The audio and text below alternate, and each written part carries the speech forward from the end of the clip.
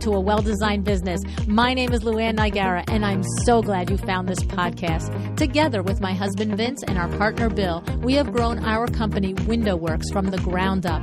So I know and I understand the challenges you face in running your interior design business. I also know that your talent alone isn't enough to ensure your success. So on this podcast, we talk about strategies and practical steps to help you grow your business. But make no mistake about it, we have our share of fun here too, mixed in with those aha moments that I love so much. This isn't fluff. Nobody has time for that. Whether you are a new interior designer or a seasoned designer, I am here to help you create and to manage the kind of interior design firm that you dream of. It's straight talk and it's action. Are you ready? Let's get started.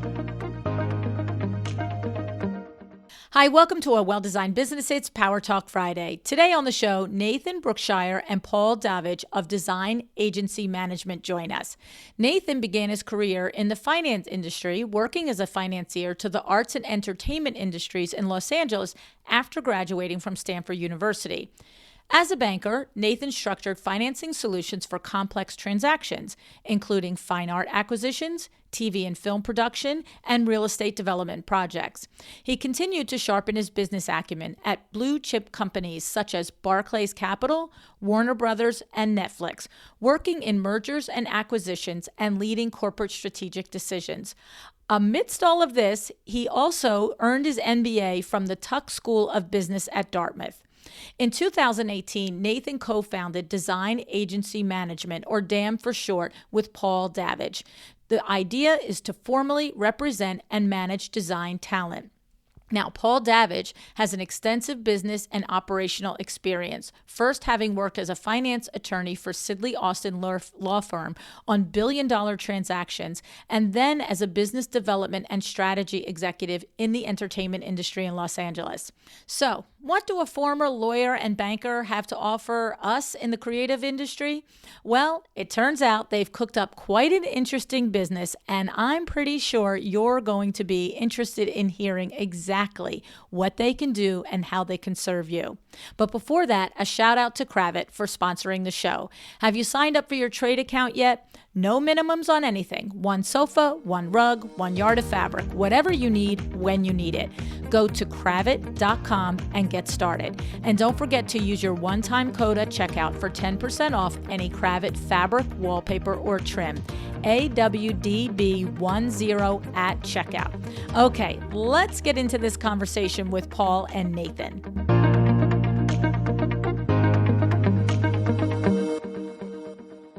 Hi, Nathan. Hi, Paul. Welcome to A Well-Designed Business. Hi, LuAnn. This is Nathan. Thanks so much for having us. Hi, LuAnn. This is Paul. Yeah, I echo that. Thank you very much. You are welcome, both of you. I'm looking forward to this conversation. This is an interesting business model that you have. And we've had a couple of conversations with me trying to figure it out, to make sure I understand it. And I think I understand it in a broad sense, and I'm going to do what LuAnn always does, is she makes an analogy. So this time I'm not going to make an analogy to a restaurant or a sports team, which are my two favorite things to make an analogy to.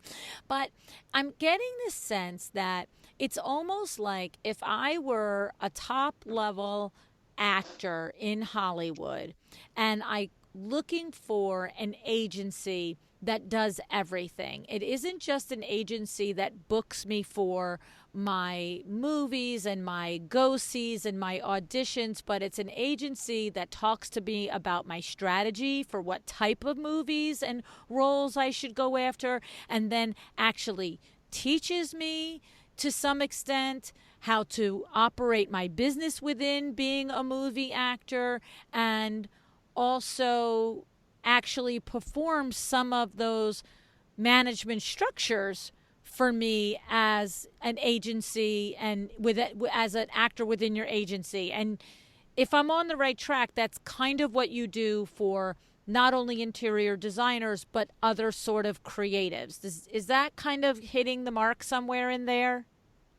Hi, LuAnn. This is Paul. Yes, the analogy is absolutely accurate. So Nathan and I are the co-founders of Design Agency Management. We are based in Los Angeles. Our backgrounds are in more the corporate environment. So I'm a former lawyer, and Nathan's a former banker, and we have both worked in the entertainment industry.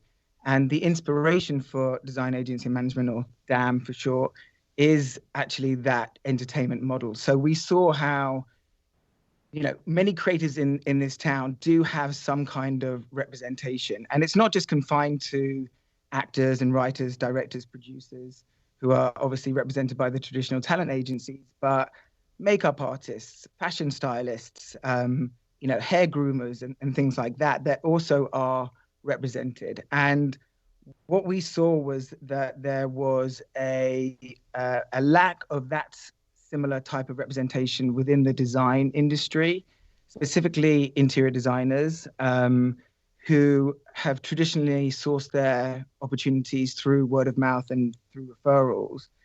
But also, there isn't necessarily the opportunities for creators in the design field to access institutional knowledge. And so what we have crafted with design agency and management is, like you said, like an all-encompassing business sort of model whereby we act as agents for our interior design clients in the sense that we source opportunities for them. But also we are management consultants. So we work with clients to really help them monetize their businesses and maximize their revenues. And that comes in various guises, but predominantly it starts with helping them put together really what their business plan is and their strategy going forward for growth.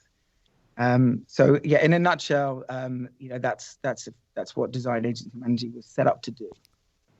And so when I think about that, to the level that your service encompasses, say I'm an interior designer and let's go to my Sally Smith interior designer. Okay, so we have Sally Smith, and maybe Sally Smith is doing $2 million a year, and Sally Smith has a pretty good firm on her hands, and she's a good business person. She understands her business, she understands her finances, she has processes in place, and to some extent, Sally Smith has the skills for putting together a business plan, for sort of looking ahead and doing the management functions that require you to create a 1 year, a 3 year, a 5 year plan. But sometimes as business owners, maybe we don't see the opportunities that maybe somebody else might see for us, or we don't see the way to get through it. So does your services include that sort of holistic look at a designer's business, their opportunity? Because before I let you answer, I think when a designer in that position goes to a PR company, right, goes and says, oh, let me interview PR companies, the PR company is not going to take a designer that doesn't have a portfolio, doesn't have a body of work, doesn't have a point of view. Like, they have to have a certain level of something in order for the PR to be, the agent, to be able to go out and make a campaign out of them, for lack of a better word. But I'm feeling like it's more than that. It's more like, let's brainstorm on where your business is, and maybe you didn't think about where you could take it. And then once you got that plan in place with this design firm, then you're also going to make the connections and open doors similarly to the way a PR agent might. Yeah, LuAnn, this is Nathan, and I'll sort of answer this. I think you're absolutely right. I think that where we like to start really is like, what are the ultimate goals of the interior designer client? Where do they want to be? And it's really interesting sometimes when we just start with that one simple question, and the responses that we sometimes get from interior designers are really they're really interesting, because they'll say, oh my gosh, I've actually never really given myself the freedom to think about what I really want to do in the next 5 years. Do I want to be a stay-at-home mom and have some cash to sort of make a family? Do I want to be the next Kelly Wearstler and have a gigantic brand with product? Do I want to create a totally different life for myself? And it's been really interesting because when we start with that one single question, it gives us a sense for where do they want both their personal and professional kind of goals to be in the next 5 to 10 years. And that gives us an end point. So we know kind of like where does Z lie out there in the world, knowing that we're here at A. And what we really do is figure out the multiple pathways to get to this point Z.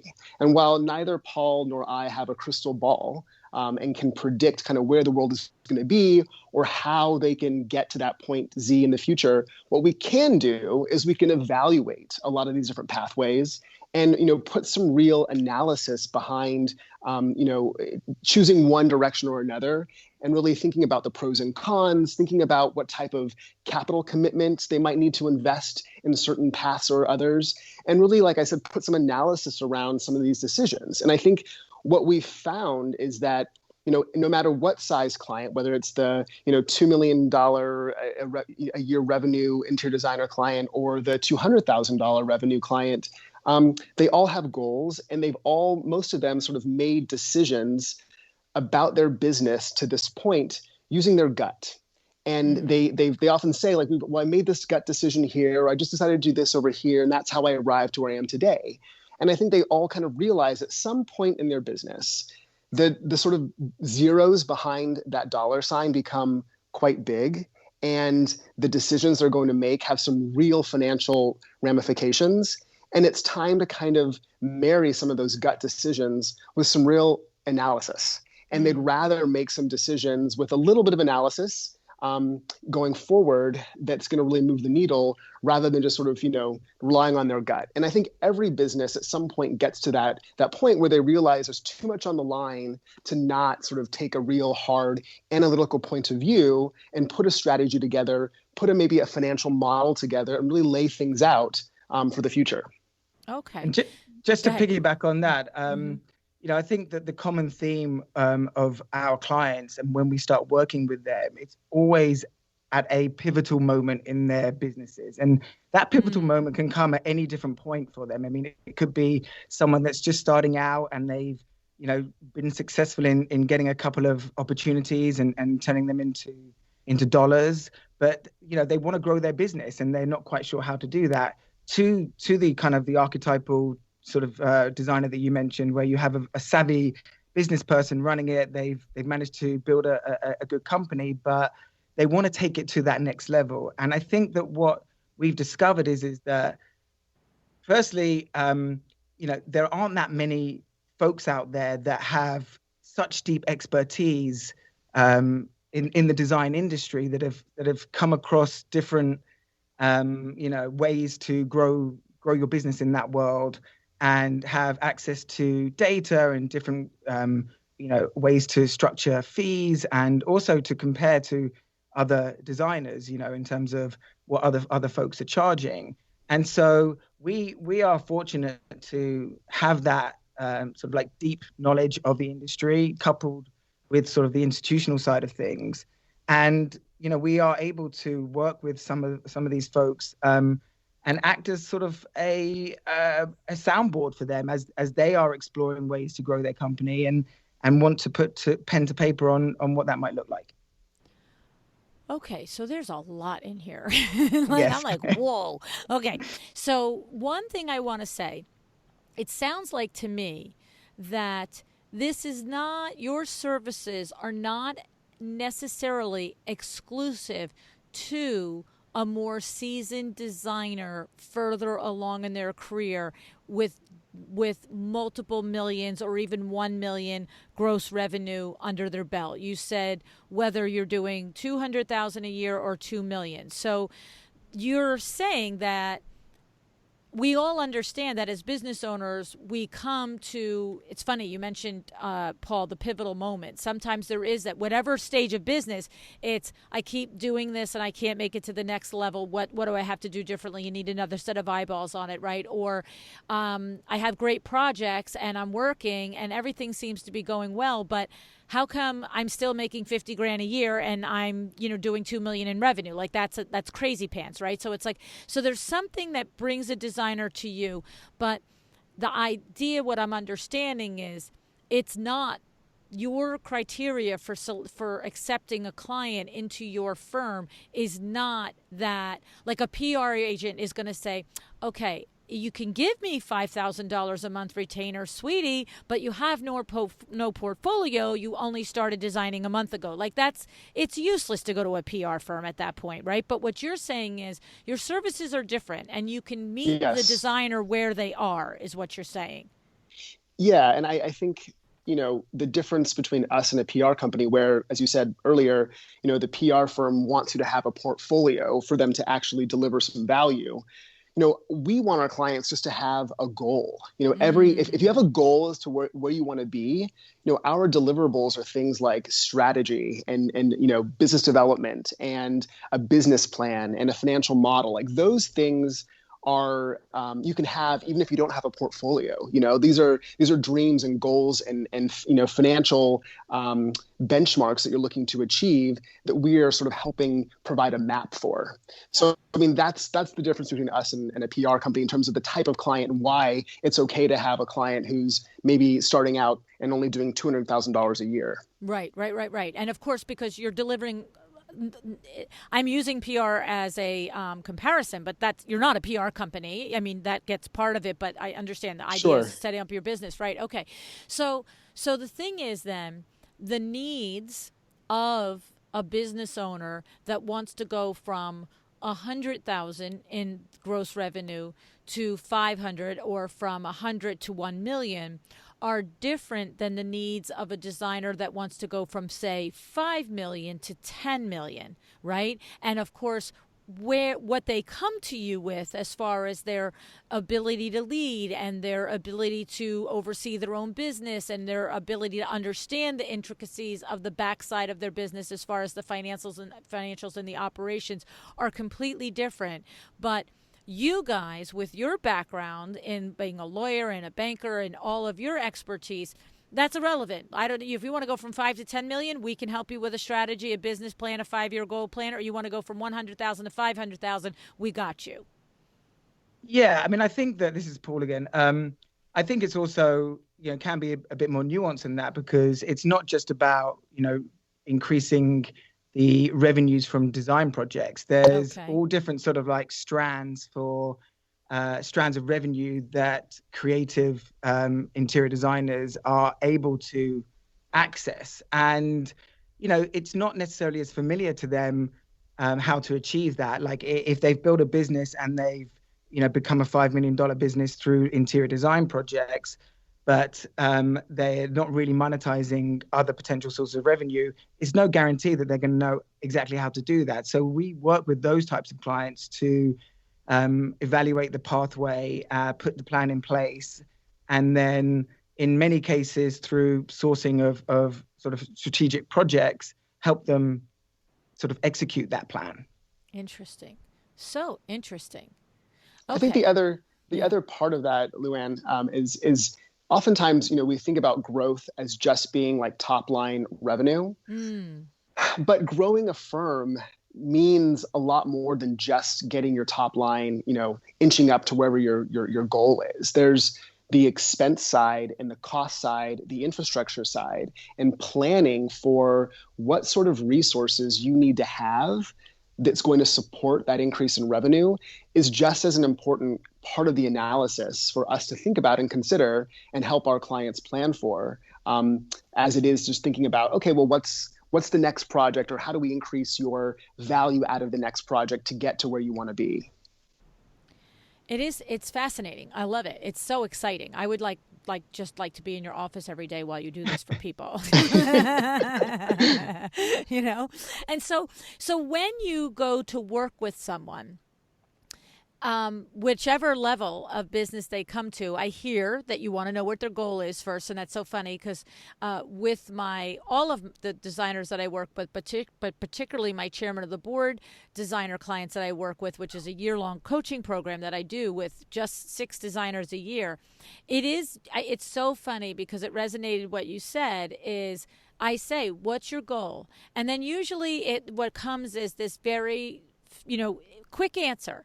And then I say, no. Take I always say, wave a magic wand. Like, take away, well, I'd love to do this, but I can't because my junior or my senior are never going to be able to handle a project on their own. And I blah, blah, blah. I'd love to do a product line, but I can't because I don't know. I'm like, just tell me what you want. And when you said, I want to know what Z is because we're going to build the path to get there. It's kind of interesting because it is true. You need to let yourself really think about what it is you want, because when you do that, then you can intentionally build the map to get there, right? That's right. I mean, I think that, one thing that we've discovered, unfortunately, in sort of more cases than not, is that when some of our clients actually express what their goals are, the next sentence after it is often, I've never told anyone that before. Yeah, and we're just sort of, well, if you've never told anyone, then it makes it a lot more harder for you to get there, And I think it's a mixture of relief and also this concept of, well, if I have a plan in place for it, then I'm going to be set up much better for success than if I don't have a plan in place for it. And, ultimately, that's what we are, that's what we're offering to the people that we work with. And, I think that you were talking about, what sort of clients do we look for? I think that it's a very personal relationship that we build with our clients. We often know, obviously, we do a deep dive into their business and their financials. And, sometimes we discover that they haven't been able to maximize the revenues the way that we hope that they would be able to.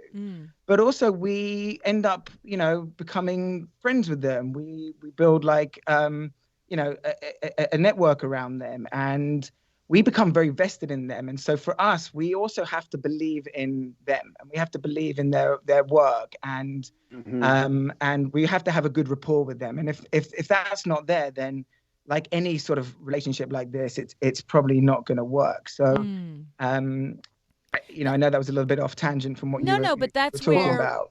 But that's where it sounds like what you do is more layered than a straight up business strategist plan. That's why it is the design agency management company, right? Because a straight up business strategist, hire one in any industry, hire any combination of bankers and lawyers and have them evaluate your business and your top line numbers, as you mentioned, and your operating expenses and how much money are you taking home and can you squeeze some more juice out of the peach, right?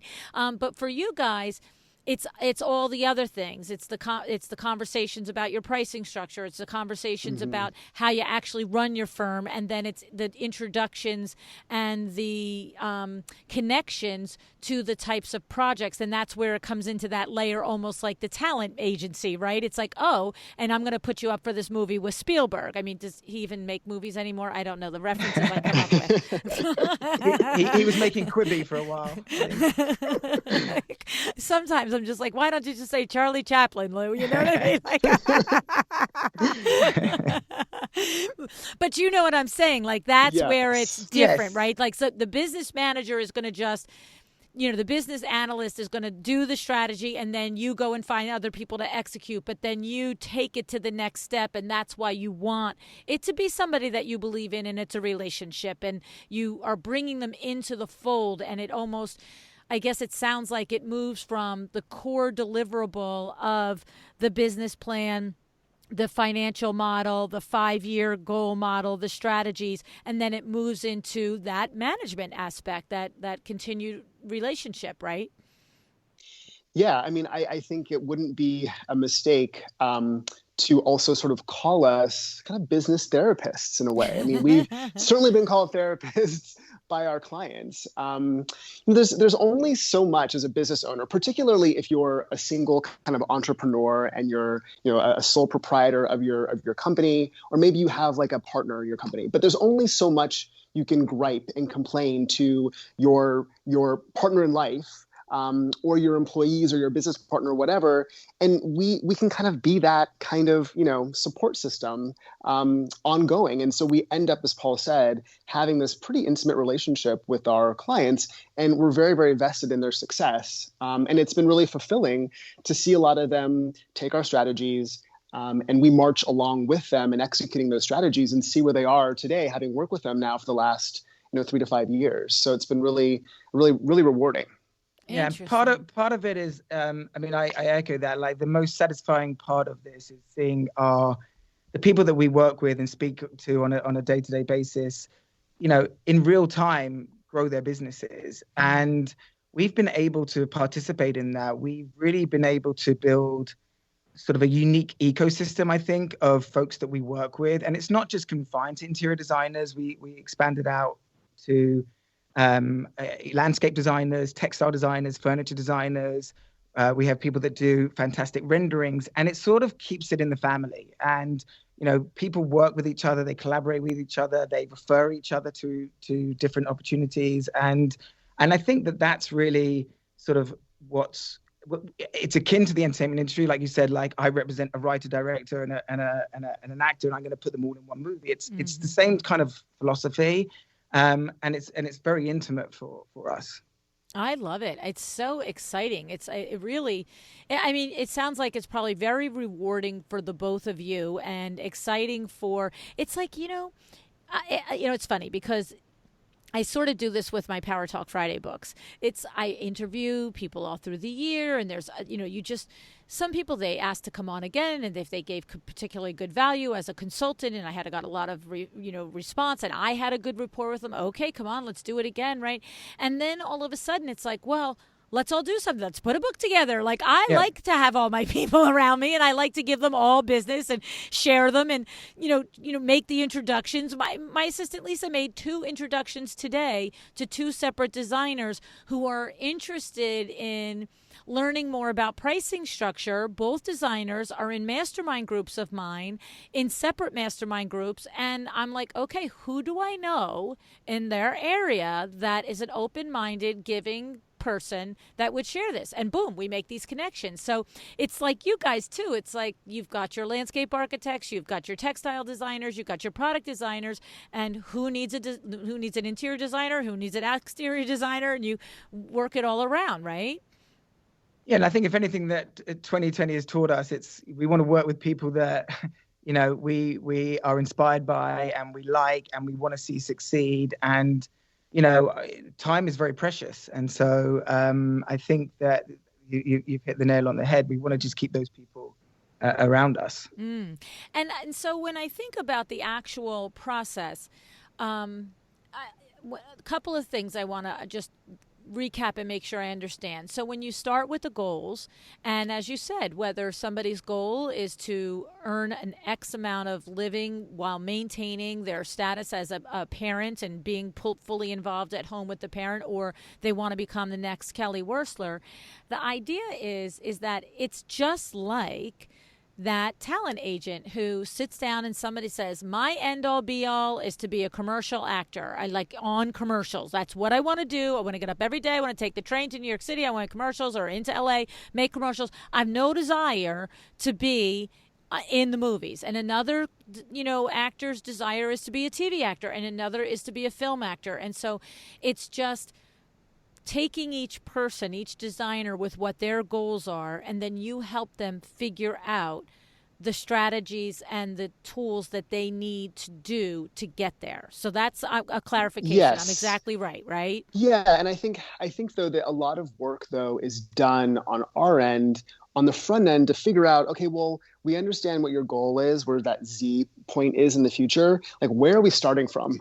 Like, where, like the agent would say to that actor, okay, cool, you want to be in commercials? Well, where are we starting from? Give me your monologue, right? We need to know and dig into the business to see where we're at today. And so one of the first things that we do, and this is sort of me putting on my banker hat, I see a lot from someone's financials. And so where I want to always dig in first is like, where's your P&L today? Because when I start looking at their profit and loss sheet and their balance sheet, I can immediately see where some of the issues might lie in the sort of financial and economic profile of the business.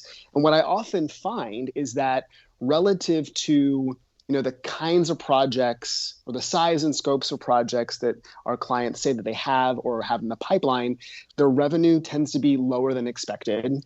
And then on the expense side, what's really telling is, what are you spending money on? Like how are you allocating your budget across various parts of your infrastructure to generate that income? And, having seen a bunch of different businesses and a bunch of different industries, but also having a pretty deep now experience within the design industry, I know kind of what the relationship should look like between, your expenses on your operations and what your revenue is. And so that to me is really telling when we start really digging into kind of the financials day one, and putting that one piece and marrying it with the sort of other more strategic and brand and marketing aspects of the kind of path forward and where they are today. For me, starting with that financial analysis is really the most telling, and will set up kind of how we think about, all right, well, where do we need to be on business development? Where do we need to be with other aspects of the operations? So that's interesting, because I was going to go to that and ask you, when I come to you, whether I'm that $200,000 a year firm or that $3 million a year firm, what do I want to bring to this meeting, right? It's like, what do I need to gather? And so the first step is the deep dive into my finances. It's deep dive into the finances. And then oftentimes, the sort of second piece is really getting to know the people within the firm. And oftentimes the firms that we work with, they're not huge, most of them. So, we want to talk with every single person and understand like what they think their roles and responsibilities are. Because part of this too is making sure that your organizational structure within the firm is right-sized and is optimized for your business today before we start making some tweaks to it for where your business wants to be a year from now or 5 years from now. And so really understanding kind of from everyone in the firm what they do and making sure that there isn't a big delta between what they think their job is and what, let's say, our client thinks their job is really important. Mm-hmm. And as seasoned as a business owner can be, do you sometimes still find that they can have their formal job descriptions, they can have their meetings, but sometimes those conversations are probably revealing, right? Yeah, I think so. I mean, I think also, the financial insights give a lens into operational issues that kind of like Nathan was alluding to. And sometimes when you've been operating a business for a few years and you've had some success, it can blind you to some of the weaknesses or the lack of optimization, shall we say, within your operations.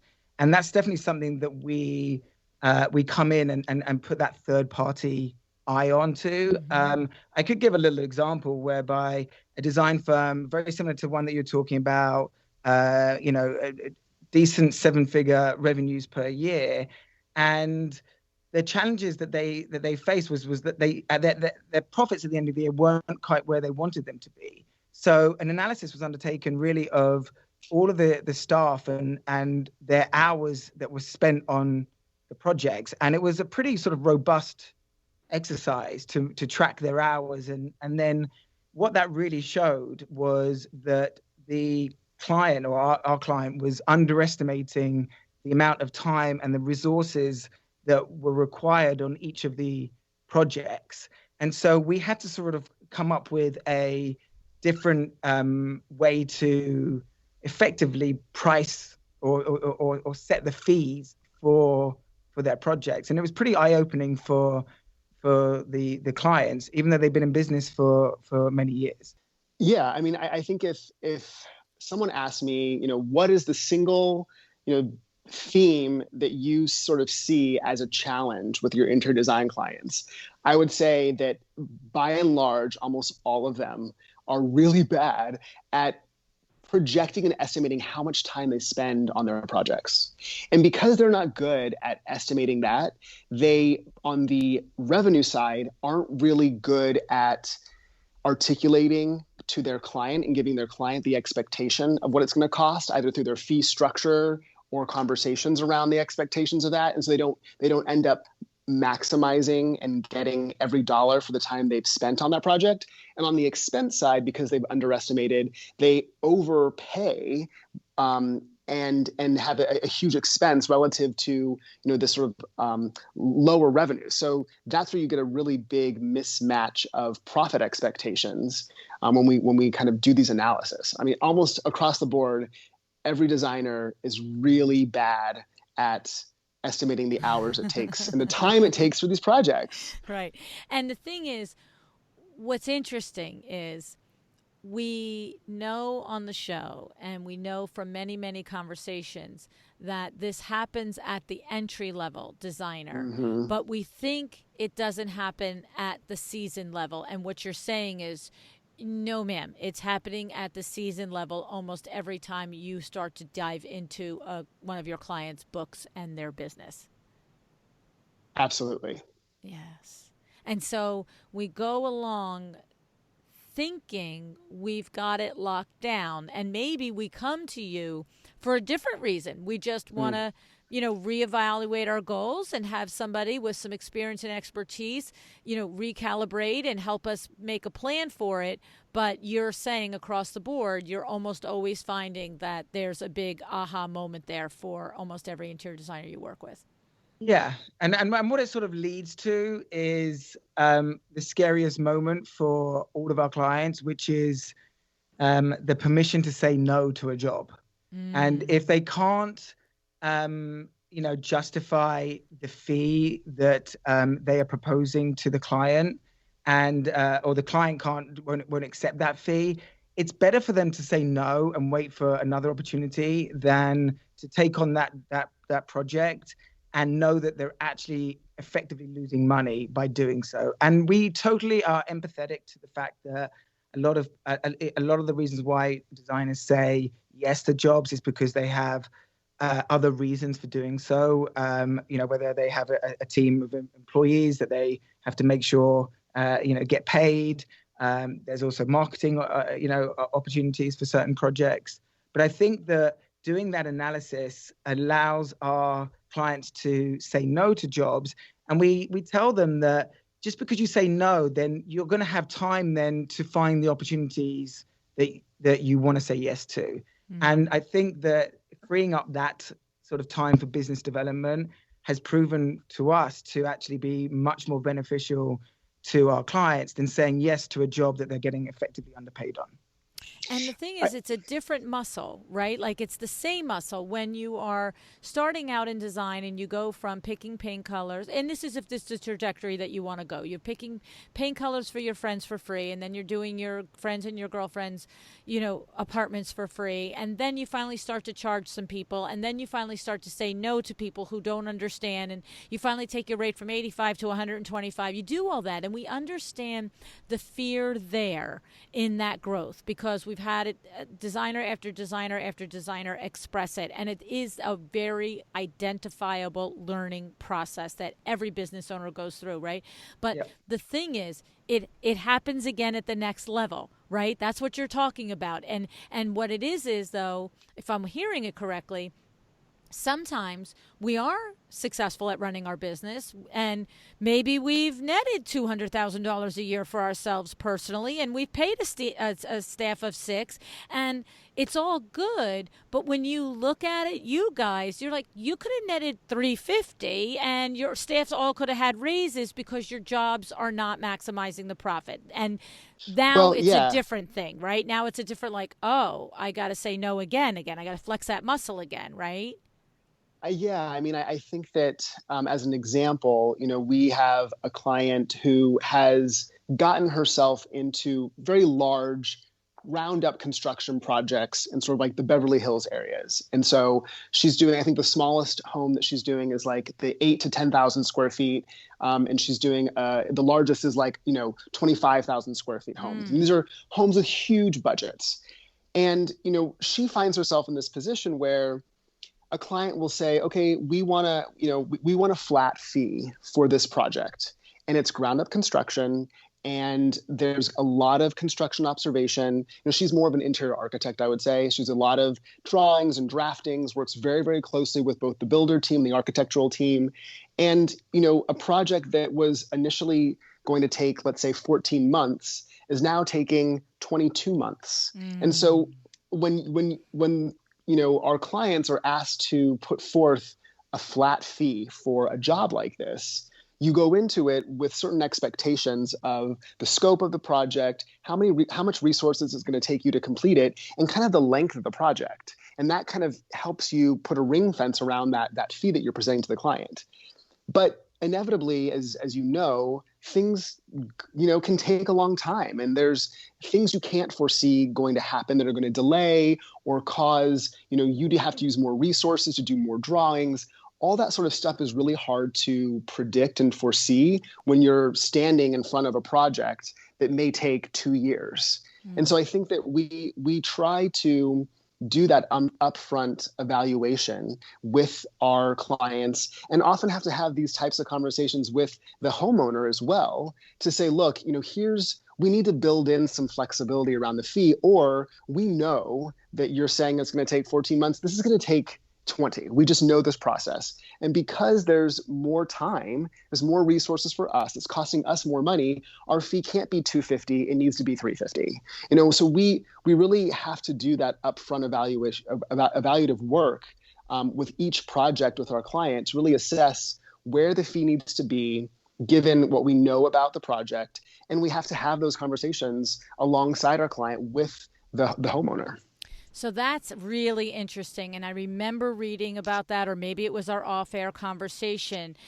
This is the level of service when you now continue with you is in the agency capacity. So you've done your big rocks and your goal setting, but now you're monthly with the designer is monthly with you, and there's all sorts of things that you help them with in the day-to-day. And what you're saying there is, it's not only the private conversation that the designer can come back to you and say, based on all of your experience, both in business and life and all of the other design clients that you have, talk to me about how I price this, what do I do? But then you also are part of that negotiation and consultancy process with the client sometimes, right? Just the way, again, Absolutely. back to that agent that goes to, you know, Spielberg or Charlie Chaplin and says, my client isn't going to work for that much money, right?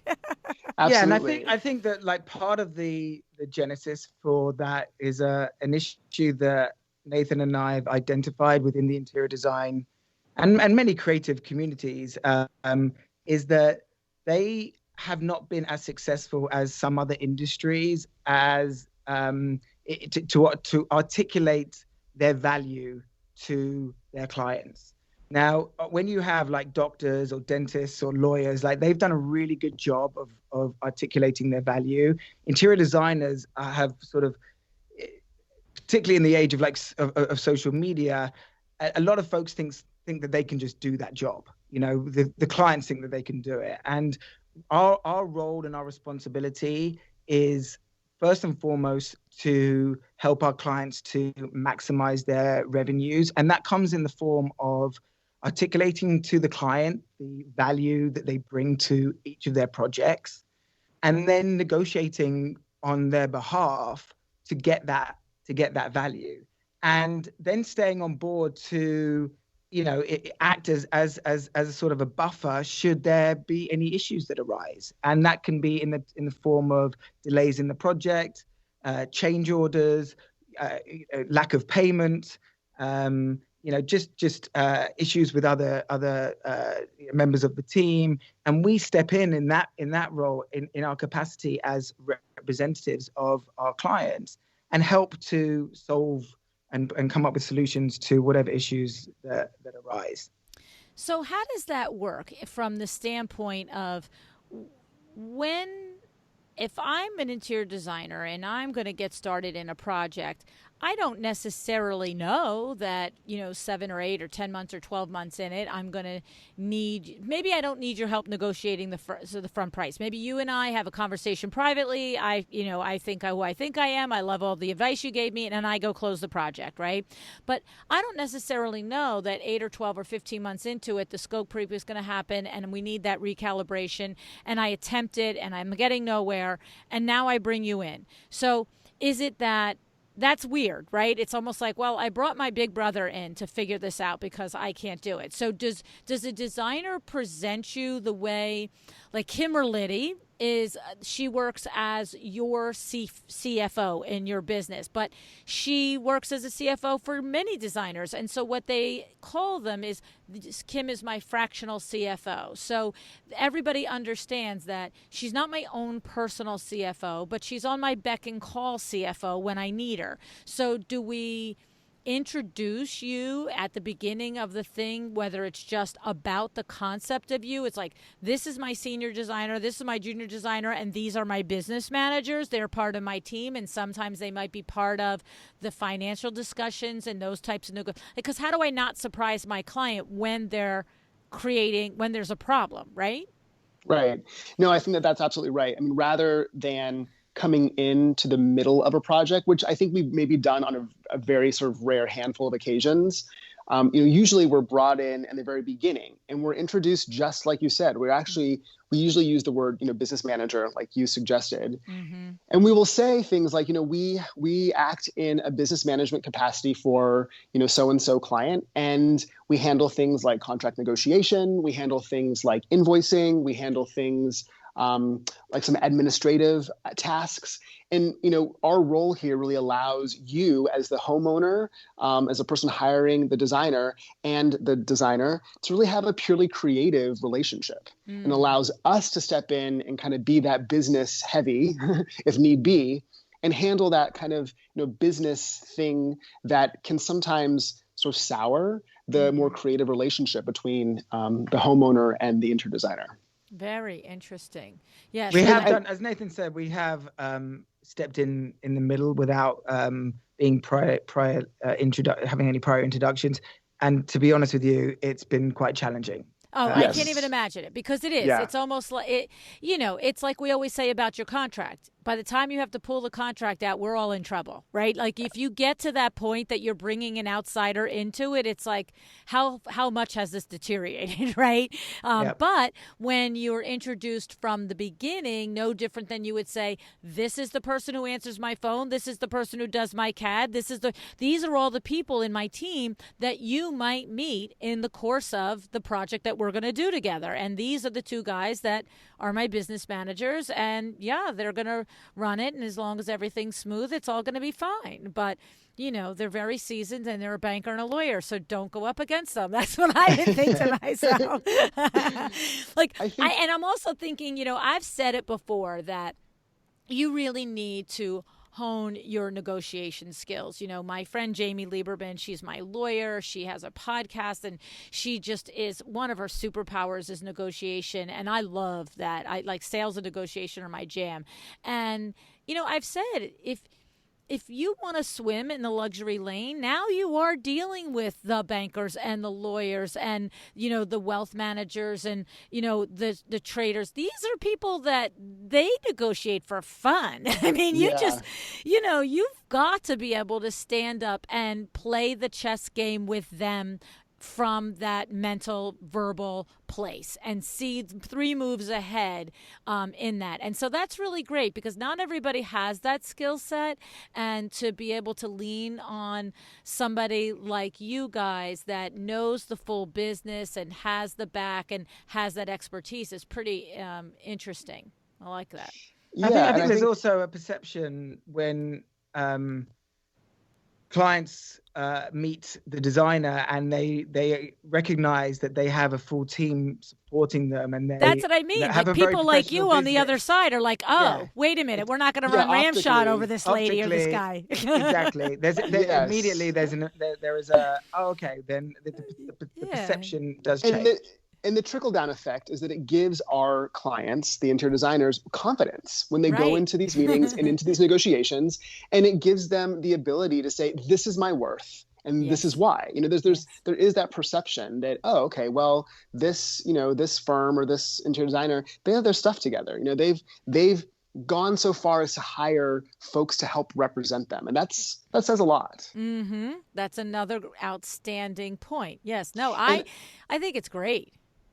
I think too, to one of your points you were saying, even the best negotiators and even folks that own their businesses that like to do that, sometimes handling that business side is just not their highest and best use of time. Like they're getting paid by their clients to create beautiful things and put them in this world. And that's what they should be spending all their time doing. And they should be outsourcing the business stuff that we're taking care of, because that's just not their highest and best use of time. And also too, it is different. I love to do it. I love to negotiate, but the truth of the matter is that when I live by my principle with my clients of, do I want to be right or get what I want? I'm not going to negotiate to the nth degree because ultimately I'm going to say, that's awesome, Lou. You won this negotiation and you lost the client. Good on you. You know what I'm saying? Like right. It's different. Like if I'm going to buy a car, well, that's like so much fun. You know what I'm saying? Like It has nothing to do with my business, right? But the thing is, so to know that, like, in other words, you take the personal out of it. Yes. So when my representative, who is a respected and respectful person and a talented person in this arena, arrives at it, I think your point is well made. It tells the other side, hello, big girl panties, we are doing this here. And it also isn't a personal thing. It's like, this is how business is done, right? Like, excuse me, this is how business is done. And then guess what? When that's settled, then how design is done, I'll show you, because that's what I'm going to step in and do, right? Absolutely. And as you know, that relationship between the interior designer and their client often is very, very, very intimate as well. Mm-hmm. And so to be able to preserve that intimacy and preserve that often friendship, what it evolves into, I think is really important for a lot of our clients' brands. And so taking out the sort of nasty, dirty, business discussions is important for them, to preserve that relationship. Well, and it goes back to the same thing, the analogy. Like, it's so funny because, the podcasts I listen to are about speaking and, business development and all that other stuff. And the speaking podcasts are always like, you really should never negotiate your own speaking fees. You know what I'm saying? Because ultimately you want the job, the person, you're going to talk to them again. It's like, can I just put you on the phone with my manager? And the manager's like, this is what she gets. Are you paying it or not? And you can just show up and do what you do. I mean, it's kind of like me right now with my calendar with Lisa. Lisa is the manager of my calendar. Oh, Lou, can I talk to you next week? I don't know. Ask Lisa. It's like, I have no idea. I sent you an email. Yep, don't read those either. Go to Lisa. Yeah. And it is. It's like, the analogy is carrying it through to every level. It leaves you to be able to do, as a designer, like you said, the beautiful, fun, creative thing. And of course, of all the skill sets and all of the value that you bring to a designer, what did I totally latch onto? That one thing right there, because but I think to your earlier point, though, it's that part of it feels a little transactional, but where it becomes not transactional is that we are this full service management agency who has spent so much time thinking about strategy and thinking about where our clients want to be, and we understand their finances. And so when we go into these negotiations, or we're evaluating a potential project and thinking about the pros and the cons and where our client wants to be, it's with the knowledge within the context of a broader strategy that we're all executing. And I think that's what's really beautiful and unique about this sort of full service agency that we have built, is that all the sort of business development decisions that we make and the project sourcing really is with a lot of context behind it, really understanding what our clients' goals are and where we're at on that path between A and Z. So exciting, so revolutionary. I mean, I don't know if there are other agencies like yours out there. I feel like To some extent, I think Cooper Communications might be sort of along this line. I've met Krista's a rock star, but I don't know that it's the same model. Are you aware of other, like, is this just like this really cool new idea? I think we. Oh, wait, here's what I Yes, did. Oh, we name your are competition. genius. Hello, Yes. LuAnn. Yes. Yeah, Yes, I think absolutely. This that is people brand are new. starting to. I think people are starting to look at this as an industry that needs it. Whether anyone has sort of set something up to mirror our company, I don't think so. And I mean, I think that it was really interesting to hear you talk about public relations firms, because I think that one of the questions that we always ask our clients is, what do you think's missing from your business? And 9 times out of 10, they say PR. And what I think that really, that's more because they think that if their name is out there, they're going to get opportunities. And actually, that's something that we really advise is not necessarily is what's missing from your business. But that being said, public relations is a very important component of the growth strategy that we often put together for our clients. And that actually led us to bring on someone as an in-house publicist for our clients. And the reason for that is because often interior designers, they don't, like, as you were alluding to at the start of this conversation, they don't have the content that justifies a full service public relations company for, an ongoing basis, because their projects get finished at different times and they may only have like 2 or 3 projects a year. And so for them to spend, let's say, up to $10,000 or $15,000 a month for a minimum of 6 months just to get one of their projects in the press, it's just totally unfeasible. So we recognize that is a very important component. And so we've managed to incorporate that service into our suite of services at a much more reduced price, knowing that we have this insight into our clients' businesses to know what their financials can bear. We also have such a good understanding holistically of their business and their goals to know what a communication strategy that would be helpful is. And we incorporate that into our kind of like monthly retainer that is effectively much less overall than even what a PR charges just for public relations. So we're constantly finessing our business, and we're reacting to what we feel is missing, and we're doing our market research literally from the horse's mouth. Wow. But yes, in terms of like that type of company, I don't think that there is anything that quite matches what we're doing. No, it's interesting, and I get that concept as well. It makes total sense. It's like a designer doesn't need necessarily a PR rep 30 days of the month for 6 months in a row. But sometimes that's the model. That's how it works. Yep. I mean, my friend Amanda Berlin, thankfully, does not work on that model. She's a PR rep, but it is a typical model. And for what you're saying, you recognize that it's not necessarily a 24/7 thing for 6 months at a time. So if 1 month, one of your clients needs PR for 3 weeks straight because a project is coming out, then you can lean into that for that month for your hours or whatever, right? Exactly. I love it. So exciting. So how does one start to engage or consider engaging in business with you guys? Is there a paid consultation call to see? Is it a free discovery call? Like, is there a form on your website? Like, how does a designer, put their toe in the water and think, I wonder if I should work with Nathan and Paul? I give everyone Nathan's personal cell phone. I knew he was going to say that. No, you know what? I would gladly take those calls. I actually think Be careful, my friend. I know. Very careful. You must have a process. You teach designers process. You must have a process, right?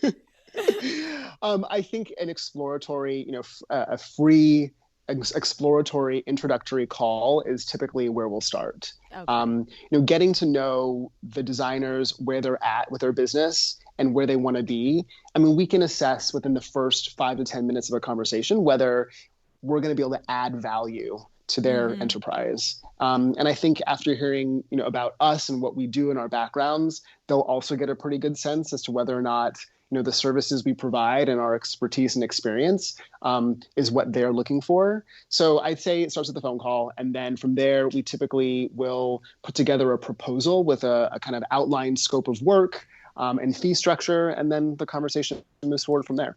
Awesome. I love it. I think it's so exciting. It's like I said, I would literally love to just like be in your office every day for like 3 months. I would just like eat it up and just say, what are you doing now? Like, how are you figuring that out?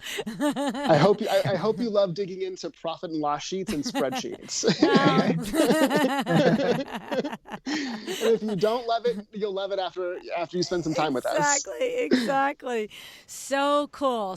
I love it. I think it's so exciting. Yes. Thank you so much for coming on the show and sharing your business with us today, guys. Thank you so much for having us. We've really enjoyed it, and it's been such a pleasure getting to know you. Yeah, it really has. Thank you, LuAnn.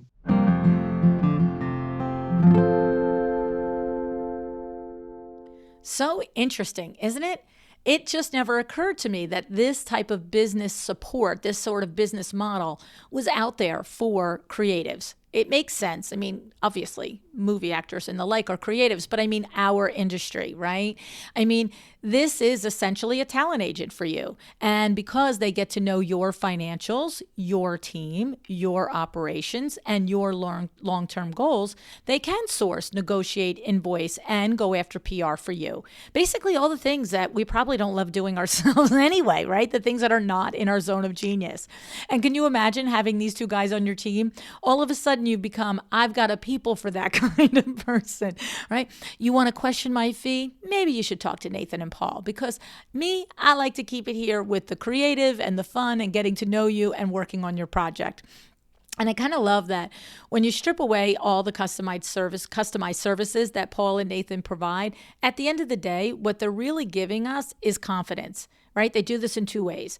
One, they put a realistic and practical plan behind our big, crazy dreams. And they say, yes, you can do this. You are capable of this. Here's how you can get from here to there, right? That's so critical to have somebody that can have that big look, all right, at your business and really be able to strategize. And of course, their backgrounds, my goodness, if they don't have, the experience in that, right?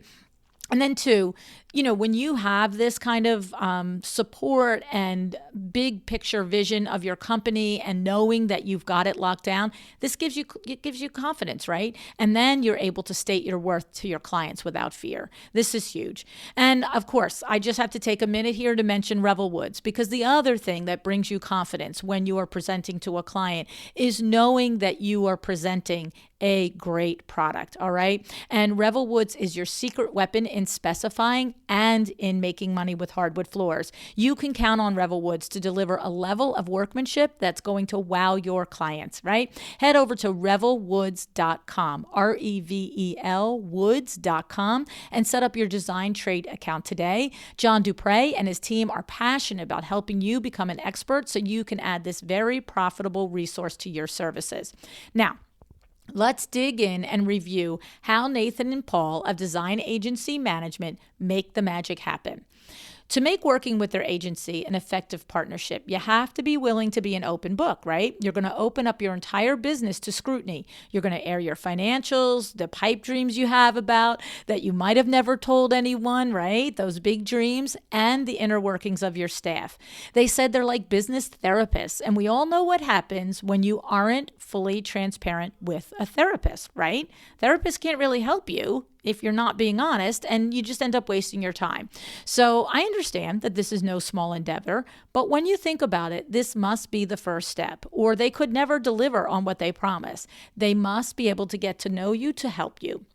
So after they dig it into your financials and that helps them paint the solid picture of the state of your business, they could stop there, but they don't. They provide an assessment, a growth strategy, and introduce you to a couple of people. But For the thing is, with Nathan and Paul, the financials are really just the beginning, okay? Once they have all this locked down, then they're going to work with you and your staff. Are you working in your zone of genius? Is your staff working in their zone of genius? Maybe some restructuring might be necessary, right?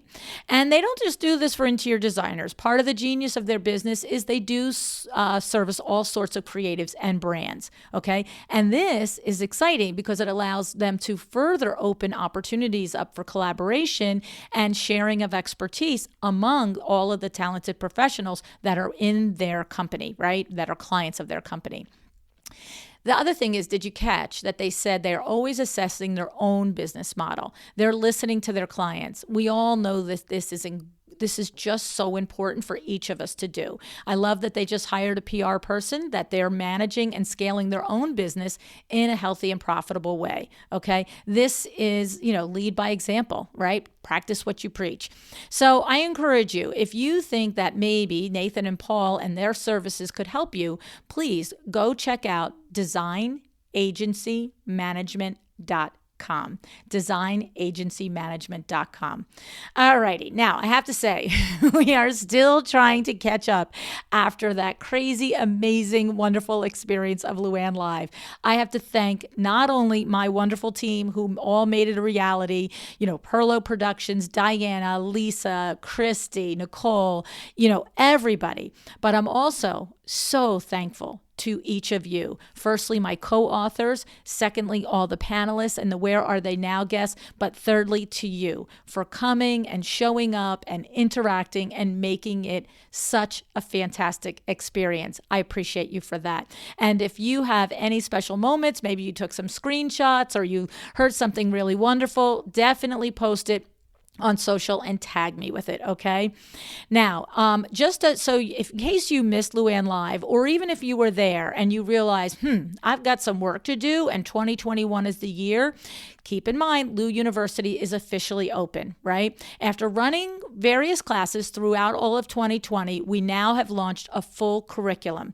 It starts in March, just 1 month from now, not even, a couple of weeks from now if you're listening in real time. Early bird registration is open now. Go to LuAnnUniversity.com and see the full lineup for the spring semester. All right? Hope to see you there. Let's make 2021 an amazing year in your business. Decide to be excellent. Thank you so much for joining me again today. This podcast is a production of WindowWorks, your resource for custom window treatments and awnings. To learn how we can help you on your next interior design project, go to www.windowworks-nj.com. And if you're interested in working with me on your business, either through masterminds or one-on-one coaching, or you want to know how to get my book, The Making of a Well-Designed Business, or you just want to know what's going on in the podcast land and where I'm going to be, all of that is found at LuAnnNigara.com. Thank you so much. Have an excellent day.